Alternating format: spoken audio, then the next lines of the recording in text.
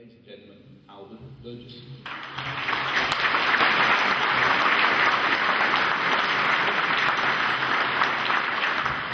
Good morning. I was amazed today how many people have known my name, so it's better to be infamous than unknown, I'm told. My name's Albert Burgess, and what brings me here? Well, I'll tell you, I'm hacked off. I'm hacked off about what's happening to my country. Because I've given 42 years of voluntary service to my country. This one is a Cadet Forces medal, and it says that I trained Sea Cadets for 30 years, which is a Royal Naval Reserve appointment, which meant I had to go away and train with the Royal Navy, which means I think like a sailor. This one is the Special Constabulary medal, and I walked the streets of London for 12 years at the middle of the night, dealing with all the riff-raff that is around. I did that to protect this country and the people who live in it. But I was given one of these a couple of years ago, and I was told by David Barnby, stand up David, because this is the man who put it all together. Come on David, stand up. There he is.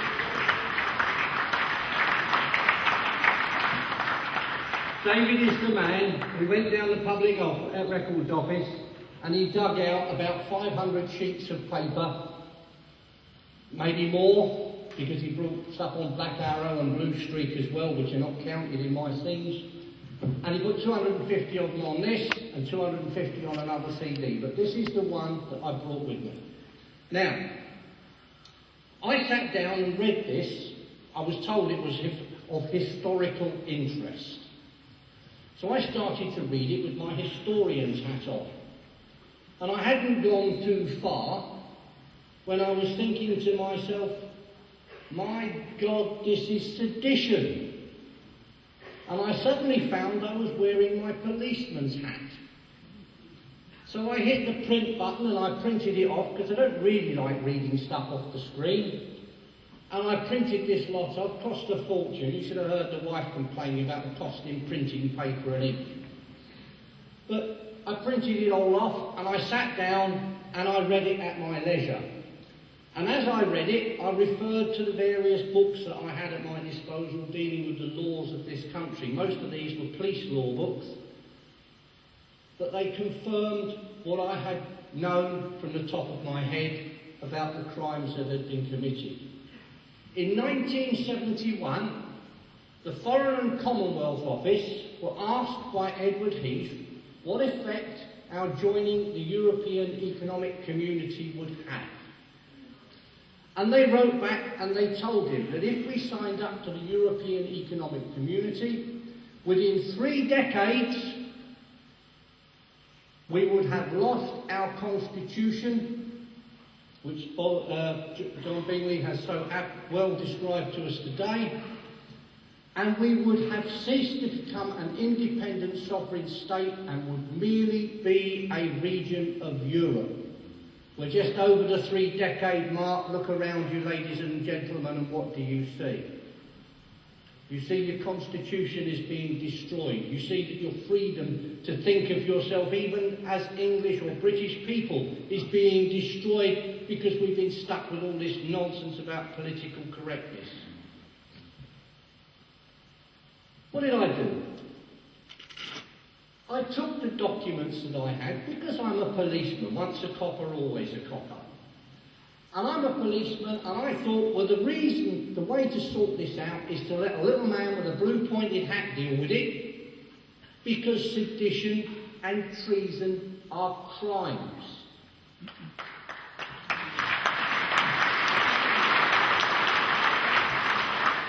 Edward Heath set up a conspiracy to subvert the constitution of this country, the crime of sedition at common law, and he set up a conspiracy to hand this country over to a foreign power, the crime of treason at common law, and in the process of doing that, he invited a Frenchman, Jean Monnet, over in order to assist them in how to do that. That is an offence under Section 1, Paragraph 5 of the 1911 Official Secrets Act. They also failed to show some of the money on any of the accounts. That's just a simple, straightforward, basic, dishonest, fraudulent accounting. And they suborned a great deal of public servants, a great many public servants, away from their duty of loyalty to the Crown to actually facilitate all this treasonable activity that's going on. That is misfeasance in public office. All of these offences carry a power of arrest. For the sedition, you get life imprisonment. For the treason, they hang you. Not a bad idea, is it? And for the Official Secrets Act, well, you're looking at 10 years for starters. But basically, what did I do? I printed it all out. I took it along to my nearest police station, which meant, because my local police station shuts at an ungodly hour, meant me driving 15 miles into Oxford to actually go to St Aldate's police station to report the crime. And I walked into the front office of the police station and I saw the civilian behind the counter. I said, I wonder if you'd be kind enough to get me a police officer, please. He said, what for, sir? I said, I want to report a serious crime. He always says, you don't report crime here. You phone this number, and he threw an 0845 number at me. It's good when you've got to pay to phone your local police to commit a crime, isn't it? To report a crime. So I pirouetted around in the front office of his police station, and I said to him, this is a police station, is it? Oh, yes, sir, he said. I said, then get me a police officer. He said, perhaps if you could tell me what it's about. I said, yes, it's about the fact that Edward Heath formed a conspiracy to subvert the Constitution, the crime of sedition at common law, and to hand this country over to a foreign power, the crime of treason at common law. Are you any the wiser?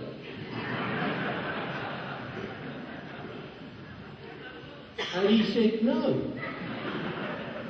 I said, so get me a policeman. And he went away, and he came back with the tallest police sergeant I've ever seen in my life, a man by the name of Sergeant Thomas. And Sergeant Thomas walked up to the counter, and he said, yes, sir. And what can I do for you? And I said, the first thing you can do for me, Sergeant, is open up one of these interview rooms so that we can sit down at a table on a chair in relative comfort to discuss this. And he didn't know what to do. Because nobody walks into a police station and starts ordering the sergeant around, do they? But he went away and he opened up the interview room, and we went down and we sat in the room, and I explained it all to him, and I gave him a complete set of the papers that I'd printed out at no small expense. And he said to me, sedition is not a crime. So I said to him, well, just in case Thames Valley Police were unaware of what the laws of this country are, I've taken the liberty of photocopying the relevant sections out of the relevant books. This is a section from a police law book, and this photocopy is from a book of constitutional law, and you will see that they both say that sedition is very much a crime. Indeed, it is the second most serious crime in this country that you can commit. And just in case you think I've made it all up and sat there with my typewriter typing it all out, I brought the books. This is a book on police law. This is a book on constitutional law.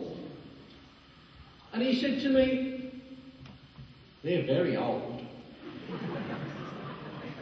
I said, well, it's a 35-year-old offence, and these were the books that were in use when it was being committed.